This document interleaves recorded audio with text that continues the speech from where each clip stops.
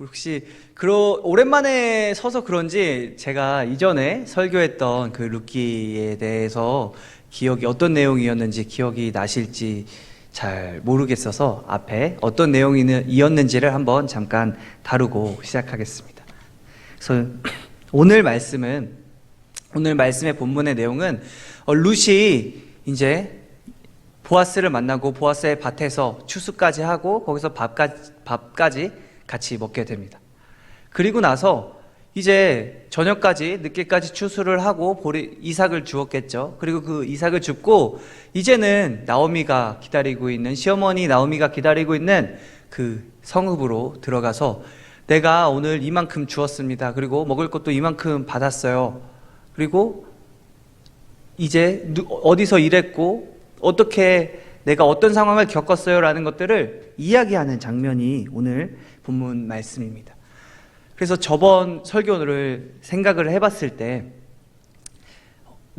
룻이 보아스를 우연히 만나게 되었고 거기서 엄청난 보아스의 환대와 또 많은 보아스의 은혜를 룻이 경험하게 됩니다. 그리고 그 은혜가 얼마나 큰지 내가 그런 상황이 이제 은혜를 받고 그것을 룻뿐만 아니라 나오미에게까지 그 은혜가 전달되고 또 그런 소식을 나오미에게 전달하는 이야기가 오늘 본문의 전체적인 이야기라고 할 수 있습니다. 그런데 오늘 본문을 잘 살펴보면 어떤 대화의 구조가 좀 특이한 것 같습니다. 저녁까지 오늘 본문 처음을 바라보면 저녁까지 이제 보아스의 밭에서 추수를 한 이삭 줍기를 한 그 룻이 이제 나오미에게 갑니다. 성읍에 들어가서 이야기를 합니다. 어머니, 제가 이만큼 많이 이삭을 주웠어요. 그리고 내가 먹을 것도 좀 가져왔어요. 라고 이야기를 했더니 이제 나오미 입장에선 너무 신기할 것 같습니다. 아니, 내보냈지만 이삭을 주우라고 아니면 우리가 먹을 것을 어느 정도 구하려고 그 룻을 보냈지만 어쩌면 아무것도 얻지 못하고 돌아올 수 있는 그런 상황이었음에도 불구하고 그 보아스의 큰 은혜를 받아서 룻은 한 에바라는 엄청난 밀을 추수를 하게 됩니다. 여러분, 한 에바라고 했을 때 대략 한 22리터 정도 되는 어떤 곡식을 추수했다라는 겁니다. 우리가 음식물 쓰레기 봉투 20리터짜리 이렇게 잘 아시죠? 그러니까 그 정도 되는 양을 이삭을 주워서 가져왔다라는 겁니다. 약간 이상하지 않을까요? 사실 조금 한 줌이라든지 아니면 한 그릇이라든지 그냥 그렇게 이삭을 주워와서 그냥 한 끼 정도 그날 하루 죽지 않을 정도로만 먹을 수 있을 줄 알았었을 텐데 그런데요. 한 에바라는 그 엄청난 양을 이삭을 줍는 것만으로 그 많은 곡식을 룻이 나오미에게 가져다 줬던 것입니다. 그것뿐만이 아니라 점심을 먹고 그 보리를 추수하면서 같이 밥을 먹었었죠. 근데 그 밥을 먹고 남을 만큼 음식을 많이 먹었었다 하는데 그 남은 음식을 이제 또 나오미에게 룻이 가져다 주게 되었던 것입니다. 나오미가 과연 상상을 할 수 있었을까요? 룻은 우리가 오늘 본문에서도 또 재차 강조하지만 모압 여인이라고 이야기를 하고 있습니다. 룻은 모압 여인이었습니다. 이방 여인이었습니다. 그러니까 당연히 밥을 같이 먹을 수가 없었을 거라고 생각을 했었을 것입니다. 어쩌면 그냥 매 맞고 돌아오지 않을까 아니면 어디가 다쳐서 들어오지 않을까 그런 걱정까지 했었을 나오미였는데 너무나 큰 반전이 일어나게 된 것입니다. 그래서 나오미는 궁금했겠죠. 여러분도 마찬가지였겠지만 기대하지 못한 그런 큰 어떤 좋은 일을 겪게 하면 이게 어떻게 된 거야 하고 분명히 물어보게 될 것입니다. 그래서 이 나오미가 룻에게 물어봅니다. 아니, 오늘 어디서 일했길래 이만한 많은 곡식을 가져오게 되었니? 물어봤다라는 것입니다. 그런데 어디서 일했는지를 물어봤는데 나오미가 오늘 룻의 대답은 조금 이상합니다. 나오미의 그 질문에 대해서 룻은 이렇게 대답합니다. 내가 오늘 같이 나를 일하게 한 사람의 그 이름은 보아스다라고 이야기를 한 것입니다. 여러분, 나오미는 분명히 어디서 일했는지를 물어봤는데 룻은 내가 같이 일한 사람은 보아스예요 라고 얘기를 했던 것입니다. 이 본문의 구조를 보면서 사실 이 성경의 기자가, 이 룻기의 기자가 이 보아스라는 사람을 이때부터 계속 강조해 나가고 있는 것입니다. 보아스라는 사람이 어떤 사람인지, 보아스가 어떤 인물인지에 대해서 계속 이 본문을 통해서 우리가 생각하게 하고, 또 그 보아스가 점점 더 부각되는 그런 강조의 효과를 이 본문을 통해서 나타내려고 하고 있다는 것입니다. 그래서 그 나오미의 질문에 이제 보아스라는 이름을 얘기를 했을 때 처음으로 그 나오미의 찬양이 나오게 됩니다. 그가 너를 돌본 자, 너를 돌아본 자에게 그가 여호와께 복 받기를 원하노라는, 하나님의 백성으로서 하나님께 복을 받기를 원한다라는 그런 복을 기원하는 말을 하면서 특이한 구절이 나옵니다. 그가 살아있는 자에게나 죽은 자에게나 은혜의 베풀기를 그치지 아니하는도다라는, 어떻게 보면 나오미의 찬양이 처음으로 그 텅 비어서 내가 이제 즐거운 자, 기쁜 자가 아니라 나를 말하라 불러주세요, 나를 슬픈 자, 아니면 엄청난 고통을 겪은 사람이라고, 난 그런 사람입니다라는 그렇게 주변 사람들에게 이야기했던 그 나오미가 처음으로 찬양을 하게 된다는 것입니다.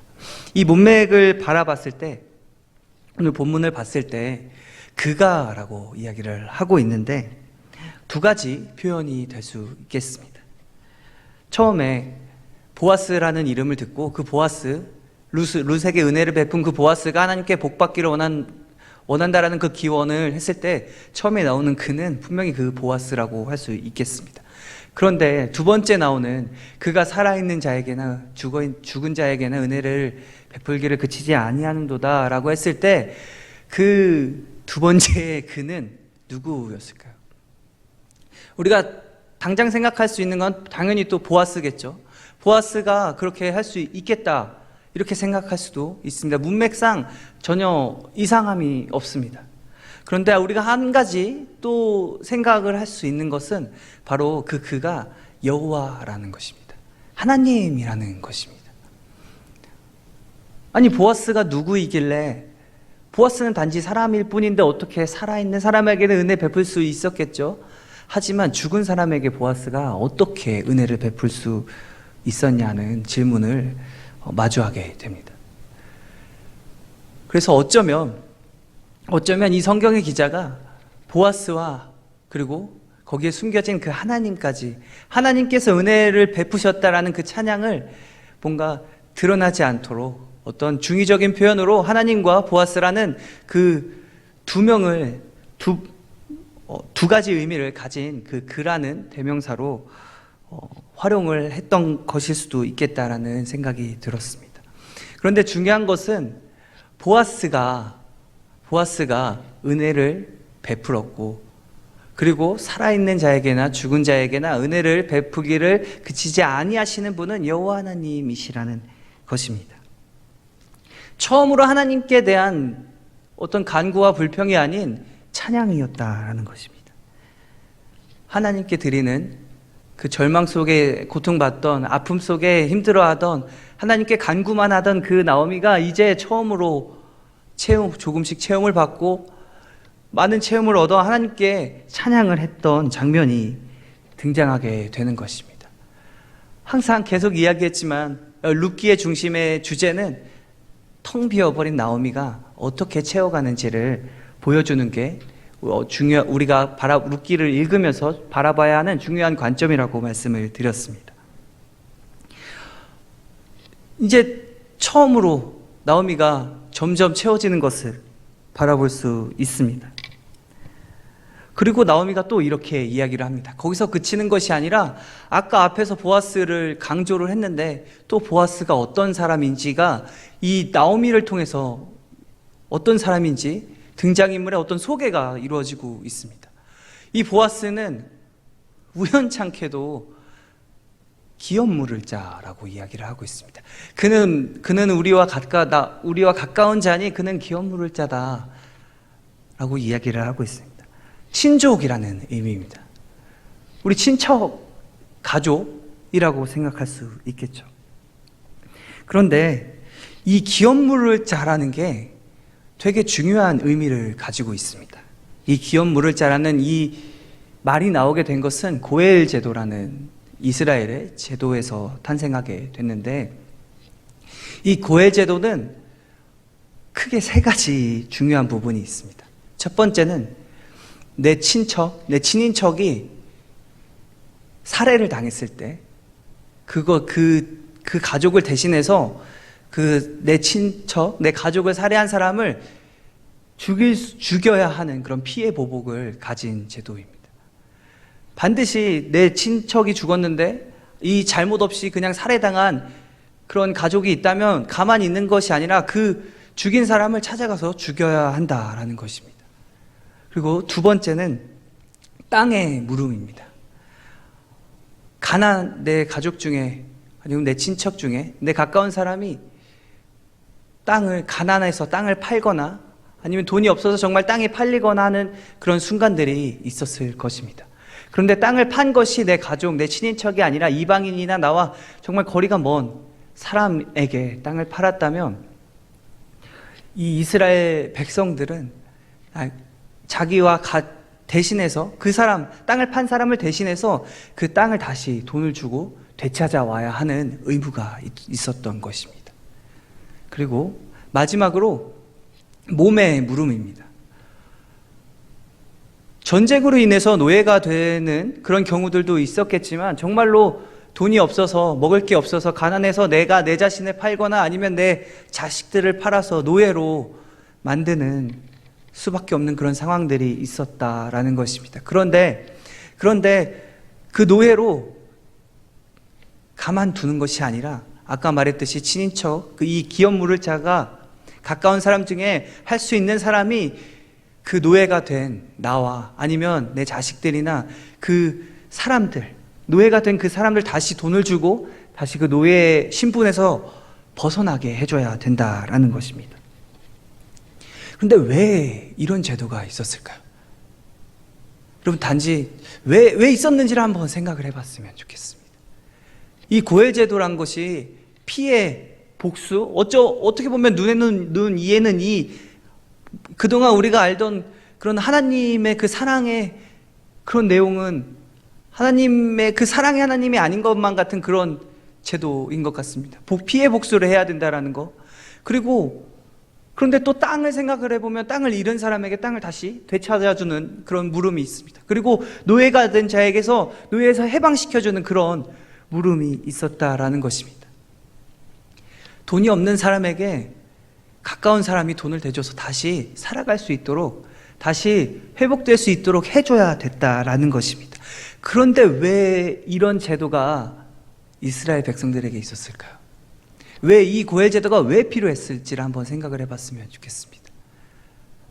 그 중심에는 하나님이 계시기 때문입니다. 이스라엘이 가진 그 땅, 가나안 땅, 그리고 이스라엘 사람, 그 생명과 그리고 나 자신이 사실은 하나님의 소유이기 때문입니다. 내 것이 아니라는 것입니다. 내가 내 삶의 주인이 아니고 내가 가진 그 땅이 내 땅이 아니라는 것입니다. 그런데 그 땅을 팔았으니 하나님의 땅을 다시 되찾아와야 했던 것이고 하나님의 백성을 죽인 그 사람을 우리는 하나님의 백성으로서 보복해야 된다는 것입니다. 그리고 노예가 된 그 사람, 우리는 사실 하나님의 소유인데 노예가 됐으면 어떤 사람의 소유가 돼버리는 것을 바라만 보고는 있지 말아야 한다라는 것입니다. 그래서 모든 사회 경제적인, 정치적인, 어떤 물리적인 압박에서 다 해방이 된다라는 것입니다. 우리가 하나님의 소유이기 때문에, 이스라엘 사람들이 하나님의 소유이기 때문에 그 모든 악에서 제외되고 그 모든 악에서 구원을 받는 것이 바로 이 고엘 제도의 기본 개념이라는 것입니다. 그래서 이전 설교에서 이런 이야기가 있었죠. 룻이 보아스에게 이렇게 물어봅니다. 아니 왜 도대체 나한테 이런, 나는 모압 여인인데, 나는 이방 여인인데 왜 나한테 이런 큰 은혜를 베풀어 주시나요? 왜 나한테 이런 은혜를 베푸시나요? 라는 그 질문을 했을 때, 첫 번째는 네가 정말 인간적으로 너가 대단하게 느껴서, 네가 한 일이 정말 착해서 정말 칭찬받을 만해서 내가 그렇게 느껴서 베푸는 거야 라고 했고, 두 번째는 네가 여호와의 날개 아래로 피했기 때문에, 네가 여호와의 날개 아래로 보호를 받으러 왔기 때문에, 이제는 네가 하나님의 백성이기 때문에, 이제는 내가 너를 하나님의 백성으로 인정했기 때문에 내가 너에게 은혜를 베푼다라는 것입니다. 여러분, 여기서 고엘 제도가 그렇게 이어지는 것입니다. 단지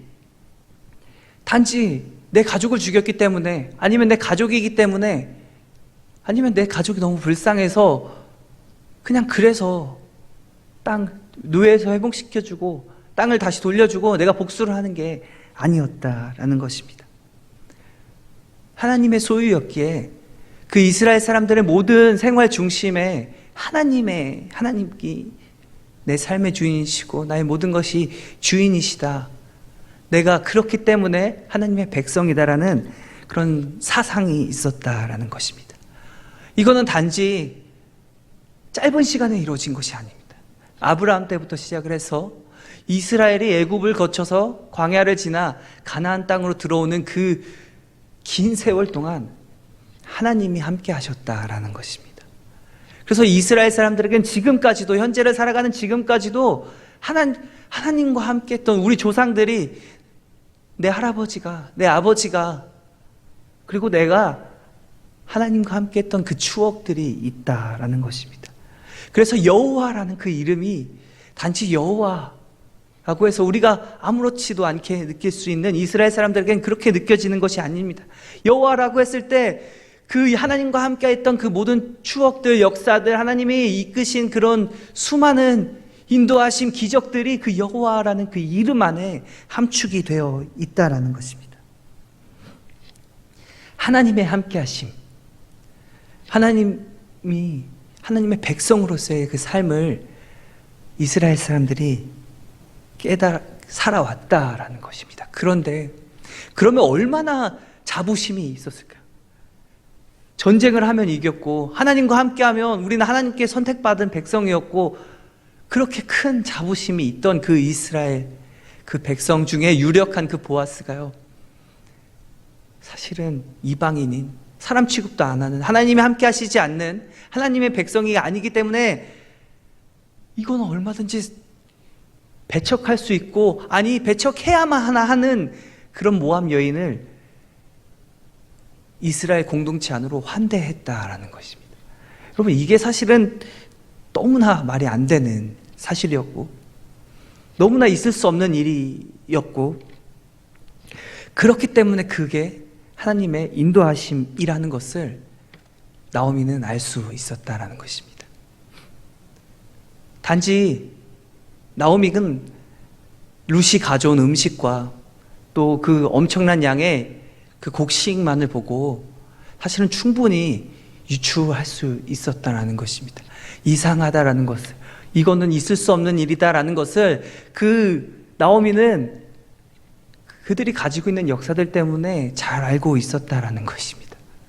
그런데 그렇기 때문에 오늘 처음으로 하나님께 찬양을 드립니다. 그가 살아있는 자와 죽은 자에게 은혜 베풀기를 그치지 아니하는도다 라는 그런 찬양이 그냥 나온 찬양이 아니었다라는 것입니다. 그냥 단지 왜 음식을 가져다 줬기 때문에, 그냥 갑자기 좋은 일이 생겨서 하나님 갑자기 좋은 일이 생겨서 감사해요 라는 그런, 단지 거기에서 그치는 감사와 찬양이 아니었다라는 것입니다. 그 나오미가 느꼈던 그런 감정은 사실 잘 상상이 가지는 않지만 엄청난 일을, 있을 수 없는 일을 하나님께서 인도하셨고 겪게 하셨다, 하나님께서 나에게 그렇게 은혜를 베푸셨다 생각했던 것 같습니다. 그렇게 하나님께 찬양을 돌렸고, 그렇게 이야기가 가는 중에 나오미가 이상하게 한 가지 충고를 합니다. 이 보아스가 기업 물을 자라는 그런 고엘 제도를 이야기를 했죠. 가까운 사람이다, 그리고 기업 물을 자다 라는 이야기를 했는데, 생각을 해보면 이 고엘 제도 했을 때 이 룻이, 아니면 이 나오미가 이 보아스에게 받을 수 있는 복이 사실은 그리 많지 않다라는 것입니다. 땅을 잃은 것도 아니고, 피해 보복을 당한 것도 아니고, 살해를 당한 것도 아니고, 그리고 노예가 된 것도 아닙니다. 근데 이상하게 이 기업 물을 자라는 이야기를 나오미가 했다라는 것입니다. 그런데 아까도 말했듯이 이 고엘 제도의, 이 고엘의 뜻은 모든 악에서의 구원입니다. 내가 가지고 있는 가난, 그리고 아픔들, 그리고 가족이 없는 그런 상황, 사실 계대 결혼과는 전혀 상관이 없는 게 고엘 제도였지만, 일반적인 의미로 고엘, 기업물을 자라고 했을 때 내가 모든 상황에서 구원을 받을 수 있게 된다라는 것입니다. 근데 그게 하나님 때문에 구원을 받을 수 있게 된다라는 것이 이 고엘, 하나님의 백성이기 때문에 모든 것들을 내 주변 사람이 채워주고 가까이 있는 사람이 도와줘야 된다라는 그런 자그마한 희망을 그 보아스를 통해서 나오미가 누렸던 것 같습니다. 그런데 신기한 말을 합니다. 어쩌면 암시 같은 충고를 나오미에게 합니다. 그 보아스가 기업 물을 자라는 그 대답을 들은 룻이 이렇게 이야기를 합니다. 그런데 한 가지 또 이야기할 게 있어요. 이 보아스가 지금 한 번만 이렇게 은혜를 베푼 게 아니라 보리 추수가, 밀추수가 끝날 때까지 그 밭에 와서 소년들과 함께 있어라 라고 이야기를 했어요. 그러니까 결국엔 그 추수가 끝날 때까지 거기서 계속 곡식을 주우라는, 이삭을 주우라는 그런 허락을 받았다라는 것을 나오미에게 이야기를 했던 것입니다. 그런데 나오미가요, 참 좀 신기한 말을 합니다. 아까 분명히 내 소년들과 함께 있어라라고 그 룻이 보아스의 말을 그대로 옮겼는데, 이 나오미가 룻에게 이렇게 이야기합니다. 아, 정말 잘 됐다. 그런데 그 소녀들과, 그의 소녀들과 함께 있어서 그 밭에서 이삭을 줍고 다른 밭에는 가지 마라 라고 이야기를 합니다. 뭔가 의미심장한 어떤 암시 같은 그런 충고를 하게 됩니다. 아까 분명히 소년들과 함께 있으라고 했는데 소녀들과 함께 있어라, 그리고 다른 밭에는 가지 말라라는 그런 충고를 하게 됩니다. 그리고 오늘 본문은 마지막 마무리가 하게 됩니다. 그래서 룻은 그 밭에서, 보아스의 밭에서 이삭을 줍고 그 추수가 마칠 때까지 거기서 이삭을 주었다라고 하면서 오늘 이야기는, 오늘 본문 말씀은 끝이 나게 된다라는 것입니다. 그런데 가만 생각을 해보면 뭔가 좀 이상합니다. 드디어 처음으로 나오미가 찬양을 했고 나오미가 체험을 받습니다. 가난에서 벗어날 수 있었다라는 것입니다. 당장 먹을 게 없는 상황에서 내가 벗어났고, 내가 진짜 힘든 상황에서 당분간 버틸 수 있는 그런 상황까지는 확보가 되었고, 안전이 먹을 것이 확보가 되었다라는 것입니다. 그런데 뭔가 이제는 다 잘 풀릴 것 같은, 이제는 이 보아스 때문에 모든 것이 어느 정도 회복될 것 같은 그런 상황에서, 근데 오늘 이야기의 마무리가 뭔가 좀 이상합니다. 보리 추수가 끝날 때까지 보아스의 밭에서 이삭을 주었더라 하면서 이야기가 끝나는데, 여러분, 그러면 보리 추수가 끝나면 어떻게 되는 것일까요? 나오미와 룻이 어떤 상황이 되는 것일까요? 처음과 달라진 게 있나요? 단지 보아스가 베푼 그 은혜는 일시적인 체험이었을지 않을까 생각을 해봅니다. 그 먹을 것, 추수해놓은 것들을 다 먹고 나면 나오미와 룻이 뭘 추수할 게 있나요? 경제활동을 할 수 있는 것들이 사실은 아무것도 없었다라는 것입니다. 그래서 처음과 다를 바 없는 상황을 마주하게 되었다라는 것입니다. 뭔가 점차 회복될 것 같은 그런 상황, 그런 희망을 가지다가, 그런데 다시 처음으로 돌아가면서 이야기가 마무리가 되고 있습니다. 그리고 그 다음 이야기는 여러분 다음에 말씀을 드리겠습니다. 왜 그렇게 됐는지는 이 성경 이야기를 통해서, 성경 본문을 통해서 여러분들 읽으면 충분히 어떤 이야기인지 아시겠지만 이 다음은 다음 설교에서 이야기를 하는 것으로 하겠습니다. 그러면 오늘 중요한 것은 오늘 본문 제목, 오늘 말씀 제목이 여호와의 인애였다라는 것입니다. 여호와의 인애가 누구에게 베풀어지는지를 생각을 했으면 좋겠습니다. 아까 말했듯이 하나님의 백성으로서 우리가 서로 사랑해야 하는데 우리가 사랑하는 마음이 잘 들지가 않을 때도 있습니다. 그리고 우리가 삶을 살아가면서 어떤 직업을 가지고 어떤 일들을 하는데 근데 그 일들이 나에게 어떤 의미 있는지 단지 돈을 벌기 위해서 아니면 나의 만족을 위해서 아니면 내 삶의 영위를 위해서 행복을 위해서 나의 삶의 흥미를 위해서 였지는 않았는지 한번 생각을 해봤으면 좋겠습니다. 그런데 그렇게 심지어 내 삶, 나의 그냥 살아가기 위한 아니면 내가 돈 벌기 위한 직업일지라도 여러분 근데 그럴지라도 그럼에도 불구하고 여러분 우리는 하나님의 소유라는 것입니다. 우리가 이 자리에 나와서 예배 드릴 수 있는 이 상황이 우리가 하나님의 소유이기 때문입니다. 하나님이 우리를 이끄셨고 인도하셨다라는 것입니다.